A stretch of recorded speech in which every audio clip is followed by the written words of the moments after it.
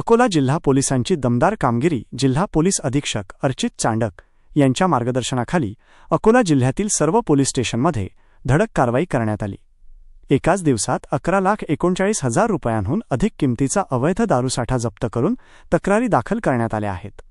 या कारवाईत विविध विभागांनी महत्त्वाची भूमिका बजावली. स्थानिक गुन्हे शाखेने LCB 4 प्रकरणांमध्ये कारवाई करत एकूण 1,28,500 रुपयांचा मुद्देमाल जप्त केला.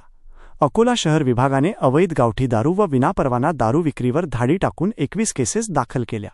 यात 1,60,175 रुपयांचा मुद्देमाल नष्ट करण्यात आला.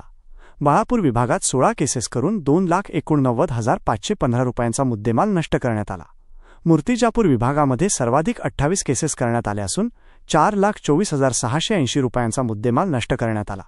अकोट विभागात अवैध गावठी दारूवर धाडी टाकून एकूण 25 केसेस दाखल करण्यात आल्या. यात 2,47,650 रुपयांचा मुद्देमाल नष्ट करण्यात आला. एकूण निकाल. अकोला पोलीस दलातर्फे प्रहार मोहिमेअंतर्गत एका दिवसात ही प्रभावी मोहीम राबवण्यात आली.